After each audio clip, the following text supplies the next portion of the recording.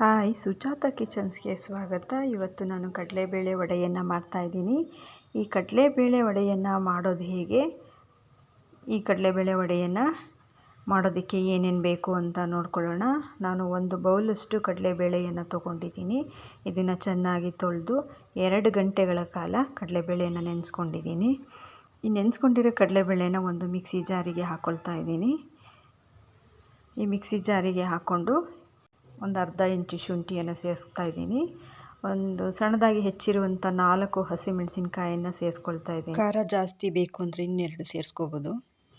ಸ್ವಲ್ಪ ಕೊತ್ತಂಬರಿ ಸೊಪ್ಪನ್ನು ಸೇರಿಸ್ತಾ ಇದ್ದೀನಿ. ಹಾಗೆ ರುಚಿಗೆ ಸ್ವಲ್ಪ ಉಪ್ಪನ್ನು ಸೇರಿಸ್ಕೊಳ್ತಾ ಇದ್ದೀನಿ. ಇದನ್ನು ತರಿಯಾಗಿ ರುಬ್ಬಿ ಇಟ್ಕೊಳ್ತಾ ಇದ್ದೀನಿ. ಈ ರೀತಿ ಇಷ್ಟ ಆದರೆ ಸಾಕು, ತರಿಯಾಗಿ ರುಬ್ಬಿರೋದು.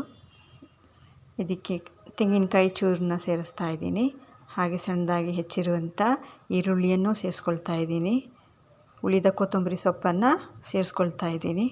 ಸ್ವಲ್ಪ ಇಂಗನ್ನು ಸೇರಿಸ್ತಾ ಇದ್ದೀನಿ. ಈಗ ಎಣ್ಣೆಯನ್ನು ಕಾಯಕ್ಕೆ ಇಟ್ಕೊಂಡಿದ್ದೀನಿ.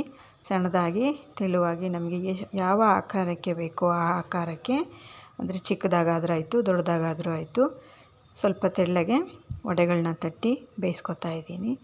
ವಡೆಗಳನ್ನ ಎಣ್ಣೆಗೆ ಹಾಕಿ 1-2 ನಿಮಿಷ ಬಿಟ್ಟು ಕೈಯನ್ನು ಆಡಿಸ್ಬೇಕು. ಇಲ್ಲಾಂದರೆ ಹಸಿ ವಡೆಗಳು ಚೆನ್ನಾಗಿ ಬರೋದಿಲ್ಲ.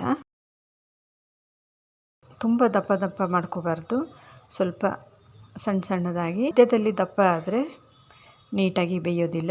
ಸೈಡಲ್ಲಿ ಸಣ್ಣ ಆಗಿರುತ್ತೆ, ಮಧ್ಯದಲ್ಲಿ ದಪ್ಪ ಆಗಿರುತ್ತೆ. ಹಾಗಾಗಿ ವಡೆನ ಒಂದೇ ಸಮ ತಟ್ಕೋಬೇಕು.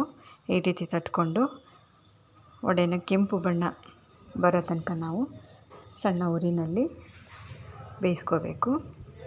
ಈ ರೀತಿ ವಡೆಯನ್ನು ಬೇಯಿಸ್ಕೊಳ್ಳೋದ್ರಿಂದ ವಡೆ ಗರಿಯಾಗಿ ಒಂದೇ ಸಮ ಎಲ್ಲ ಕಡೆಯೂ ಬೇಯುತ್ತೆ.